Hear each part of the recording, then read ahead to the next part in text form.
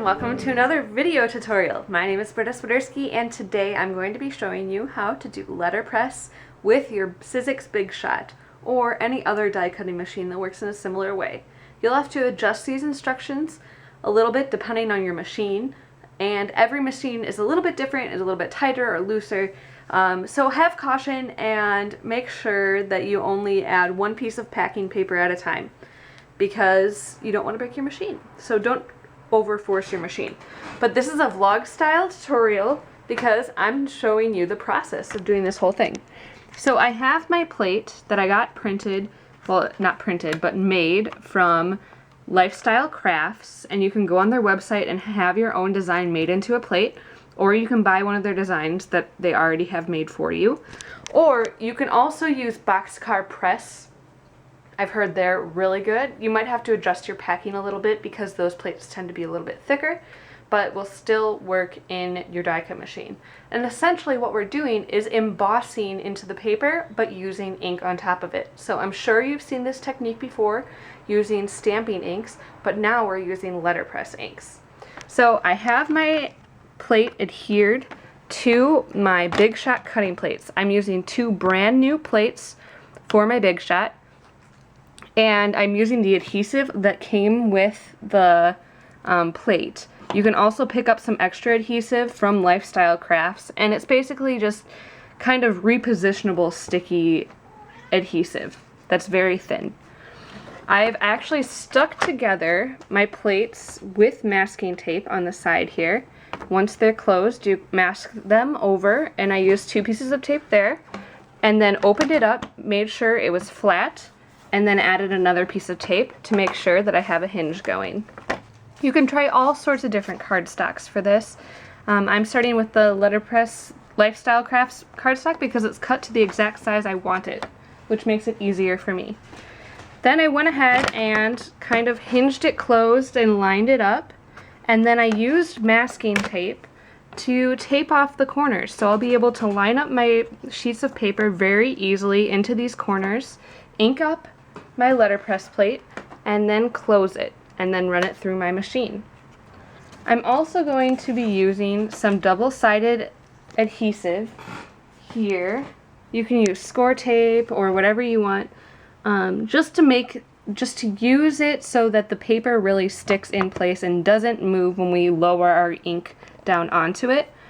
You want to make sure that you kind of take some of the sticky away just by using your hand, or maybe even a towel or something like that, to get a little bit of lint onto the surface of the tape so it doesn't rip your paper.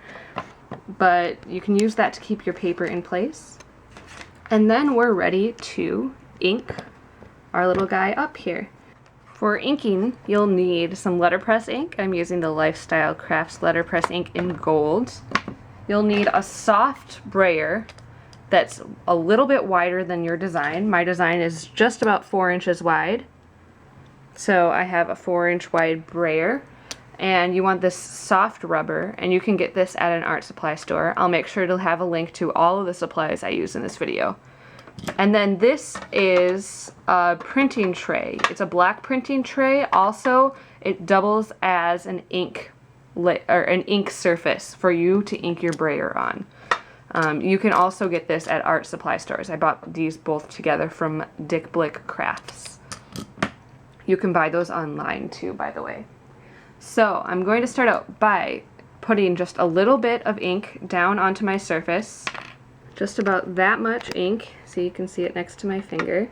And you can always add a little bit more, but you don't want to add too much at the beginning. And then you just start brayering it out. So you want to go until you have it nice and smooth and worked onto the plate so that it's nice and even coating over your brayer. So you want to go back and forth for quite a while until all of the ink is incorporated. Now you can see we have a very, very even surface here. And there's no variation in how thick the ink is. So we can go ahead and ink our letterpress plate. And then you simply lower it down onto your paper. Leia wants to get in on the letterpress action. And then feed it through your die cut machine. I have mine with one tab open, and I've added some layers of packing to get my desired thickness. You want to add one layer of packing at a time and test without ink, so that you can get a feel for how much paper you should put in your machine. And then you can just roll it through. So for our first run, this is pretty good. You're going to need a couple of tries to get it exactly how you want it, but this is definitely passable. So just work on even ink distribution, and then let this needs a little bit of time to dry also. But you can see there's some really fantastic texture there. And it's actually debossed and imprinted into the surface. So that is pretty cool. So now I just need to work on even ink distribution and print the rest of these babies up. Okay, so I have finished printing several hours later, and now it is time to clean up my plates. I looked online and I found that Goo Gone is supposed to work pretty well, and I've been using it to clean my plates intermittently throughout the process so that whenever they got too gummed up with ink, I could start them and re-ink them from the start. So the trick is to scrape off as much ink as possible before you use the Goo Gone, because otherwise you'll make a big old mess. So I have this putty knife from Home Depot, and you can use it to get the ink off the surface. Now you can actually save this ink, but since there's so very little of it and it's kind of dry, I've been printing for hours, I'm just going to put this in a paper towel and toss it. You can also use the knife to clean off your plastic plates, but make sure not to gouge them. And your printing piece, you can clean off with a rag and some Goo Gone. And I dedicated this one IKEA rag to the process. And then you can take it off your plates and store it for future use. So just try to get off as much ink as possible. You don't have to go too crazy with it, and make sure you don't just pour the Goo Gone over everything.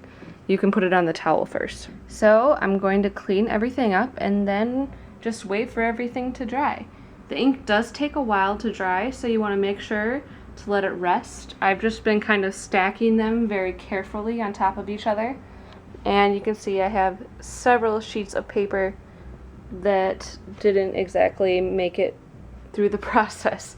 So make sure you plan to have quite a few mistakes too.